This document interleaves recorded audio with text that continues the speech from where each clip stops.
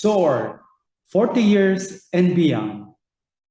John Paul Esplana, a seminarian from Romblon and part of the organizing committee for the 40th foundation anniversary of the School of Dialogue with Oriental Religions, or SOAR, shares with New City his experience as well as his insights on the special course of formation on dynamics between faith, culture, and inter-religious dialogue in Asia, which was held last May 20 to 22, 2022. John Paul, can you tell us briefly what characterized SOAR's special course of formation this year? On the occasion of its 40th anniversary, the School of Dialogue with Oriental Religions organized a 3-day course of formation from May 20 to 22, 2022 at the auditorium of the Mariapolis Center here in Tagaytay. Its theme for this year is Dynamics Between Faith, Culture, and Interreligious Dialogue in Asia. It was the first time the SOAR has done a course in a hybrid format. Most of the participants, 79%, joined via Zoom, and 21% participated face-to-face. There were a total of 334 participants from the Philippines, Thailand, from Bangkok and Chiang Mai, Indonesia, Singapore, Malaysia, Myanmar, Vietnam, Pakistan, India, Taiwan, Hong Kong, China, Korea, Australia, Oceania, and the Focolare Center of Interreligious Dialogue in Rome, Italy. How was the SOAR's theme, Dynamics Between Faith, Culture, and Interreligious Dialogue in Asia, developed during the 3-day school? Although each day of the school was distinct from the others, I could say that it was also seamless because all the sessions were very integrated. The introductory session, for example, by Dr. Lolita Castillo, co-director of SOAR, laid the foundation of the school by providing an insightful presentation of the history of the School of Dialogue with Oriental Religions. This was followed by an extensive presentation on the teachings of the Church on Interreligious Dialogue by Father Matteo Rebecchi, SX, an Italian Saverian priest. The opening remarks by Father Piero Coda via a video message brought to light 3 fundamental tasks of a school of dialogue. First, it is necessary to know Jesus because Jesus is the way of dialogue, the way of unity. Second, is to help one in knowing the other religions. And the third, learning how to dialogue. Academic experts specialize in the field of interreligious dialogue, as well as the presence and guidance of church authority, have contributed to the success of this year's course of formation. What are the insights you got from what they have presented?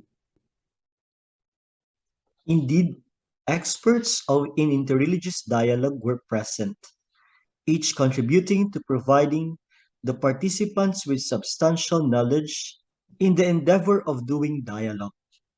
Moreover, this year's special course of formation was graced by the presence of one of the leaders of the local church in the Philippines, Most Reverend Roberto Malyare, the Bishop of San Jose, Nueva Ecija, and the present Dean of SOAR.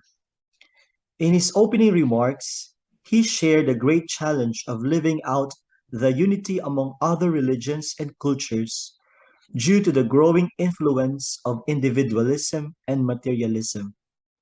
And the key to facing this challenge can be addressed through synodality by journeying together, which is now becoming the path or process of the Church because of Pope Francis. SOAR co-director Dr. Eddie Shue, with his expertise in the field of dialogue, presented the dynamics between faith and culture. He explained the importance of being aware that dialogue is part of our human nature and a calling from God. Dr. Xue emphasized one important point. We are called to dialogue. Dialogue is part of connecting or relating to others. However, due to the challenge of advanced technologies, people have become poor in their interpersonal communication. In the light of faith, he discussed the importance of going back to the communion of the Trinity as the model of dialogue. Interreligious dialogue is an integral component in the continuing work of the Church's evangelization. How was this tackled by the speakers? The Church exists to give witness to the gospel. This was emphasized during the session with Professor Roberto Catalano from the Sophian University Institute in Luppiano, near Florence, Italy. Professor Catalano underlined the importance of being open to others and being a witness to the gospel of Christ, a form of evangelization that was highlighted was enculturation. Father Jose Vidamoryu, a professor from the Divine Word Institute of Mission Studies, dealt lengthily with the enculturation of faith in Asia. He affirmed that the effort of making the gospel relevant is not mainly directed towards renewing local liturgical rites. In fact, he clearly stated that enculturation is not just about liturgy. It speaks about the local church. He also said that enculturation is a dynamic process or movement as an approach or as a result of an encounter between the gospel and culture. It is not an end in itself. It is a process that has to be done in a particular context or time. A very prominent church personality also joined the plenary, linked via Zoom, Monsignor Indonil J. Kutiduaku, K., Secretary of the Pontifical Council for Interreligious Dialogue in the Vatican, spoke about the untiring endeavor of the Church to foster universal fraternity on all fronts. He presented the recent developments in the teachings of the Church on interreligious dialogue and gave particular emphasis on the papacy of Pope Francis, which focuses on dialogue, fraternity, care for creation, and reconciliation. Dialogue and communication are inseparable. What was offered to the participants to be successful in dialogue?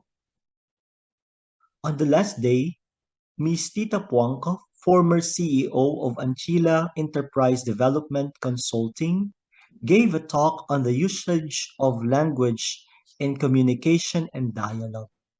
The session was filled not only with concepts, but with the concrete experiences of the speaker.